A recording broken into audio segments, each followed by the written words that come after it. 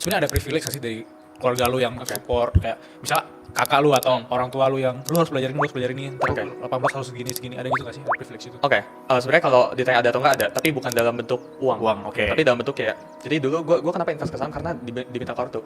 Karena gue dulu di bawah umur 17, jadi gue nggak bisa pegang bank sendiri kan. Jadi gue sama mama gue tuh pakai buku debit kredit, setiap uang masuk masukin ke rekening mama gue gitu. Jadi klien gue itu transfer ke mama gue gitu. Itu masih ada bukunya sampai sekarang. Dan pada saat uangnya udah 3 digit di buku gitu, ya kan udah totalnya sini 3 digit 100 juta berapa gitu, ini disuruh, ini uangnya kebanyakan, ada opportunity cost kalau nggak diputar, jadi gue putar ke saham. Dan kebetulan pas itu ya semuanya nge-crash, lu beli apapun pasti untung lah, lu sebego apapun pas market crash semua turun 20%, recover V-shape ke atas, lalu itu untung gitu. Jadi V-shape kan naik lagi kan gitu. Berarti dari orang tua juga masih main juga sekarang? Kalau mama iya. Mama iya. Oke. Nah itu maksud gua, semua orang kan mikir, kenapa 18 tahun segala macam. Maksudnya orang mikir privilege itu cuma bentuk dibondalin orang tua. Menurut gua privilege itu juga ilmu yang orang tua tanamkan ke anaknya. Walaupun uangnya lu yang cari sendiri. Nggak, justru lebih berharga ilmu yang ditanamin daripada uangnya. Benar. Let's say kayak ada, karena gue punya aja sih teman-teman yang let's say dimodalin uang sama bokapnya 500 juta buat beli saham apa, buat coba-coba gitu. Ujung-ujungnya loss gitu, karena mereka nggak ngerti apa yang mereka lakuin gitu. Jadi gue rasa sebenarnya lebih penting privilege itu kalau orang tua atau kalau orang terdekat itu sharing pengalaman sih, bukan sharing uang gitu. Karena pengalaman itu nggak bisa dibeli gitu, tapi uang itu lu bisa cari gitu. Mungkin pengalaman orang yang bisa kita beli pun harganya mahal banget, kayak nggak sih? Iya, dan siapa sih yang mau sharing? Gitu.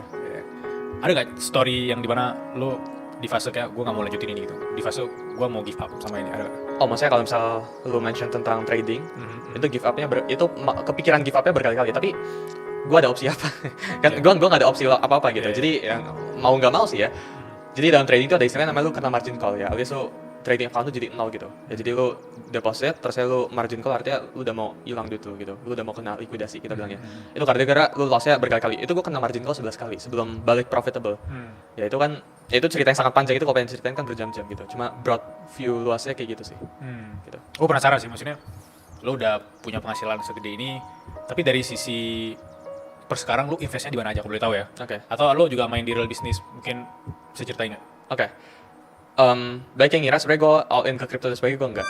Jadi sekarang allocation-nya itu 70% crypto, 30% cash. Cash ini purely cash yang gue bisa cash out gitu. Jadi karena sekarang itu pemikirannya bukan pengen nge-flip duit gue jadi sekian lagi, game-nya udah beda. Sekarang itu tentang mempertahankan duit yang gue udah punya gitu. Jadi bukan masalah gue pengen 2x duit gue, udah bukan kayak gitu, udah bukan kayak dulu. Jadi game-nya itu yang dimainin beda. 30% cash, 70% crypto. Nah, crypto ini kan ada alokasi full-nya kan. Jadi ada Bitcoin, ada alts dan sebagainya gitu. Kedepannya mungkin tahun depan bakal masuk ke stocks, IDX stocks mungkin, atau ya stocks tergantung market conditions sih. Cuma buat sekarang kayak gitu. Gue itu YPC yang penting cuan ya. Jadi lu kalau momentum ada di crypto, gue ke crypto. Kalau momentum ada di commodities, ya gue ke commodities gitu. Jadi dan sebagainya gitu. Kayak contohnya gold ini all time high kan. Lihat emas all time high 25% per tahun ini kalau invest. Jadi fun fact, kalau lu invest ke emas awal tahun ini sama lu invest ke Bitcoin, lu lebih cuan invest ke emas. Ya Bitcoin itu minus 10%, emas itu plus 25%. Ya, apakah gue ada trading gold? Ada gitu kan. Jadi ya kalau lu tanya ya apa ya, gue nggak mendewa-dewakan satu aset sih, gue keep switching gitu. Yang ada cuan ya gue dalamin. Kan ujung-ujungnya broad kan, financial market yang penting gitu. Dengan lu punya banyak itu, tapi lu nggak coba tuh kayak real bisnis kayak apa, kayak F&B atau apa sekarang? Ya kedepannya akan sih ya, cuma kedepannya akan untuk sebenarnya bukan untuk real cari cash flow ya, tapi untuk belajar gitu. Karena